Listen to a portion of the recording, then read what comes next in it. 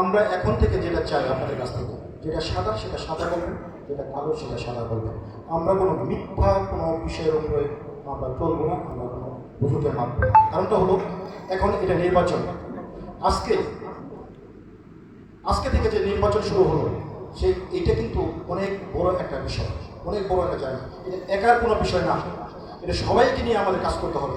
এই জন্য আপনাদেরকে এই অনানুষ্ঠানিকভাবে আপনাদেরকে ডেকেছি, কারণ এই সহযোগিতা ছাড়া আমরা পারবো না এবং এই পরিষদও পারবে না।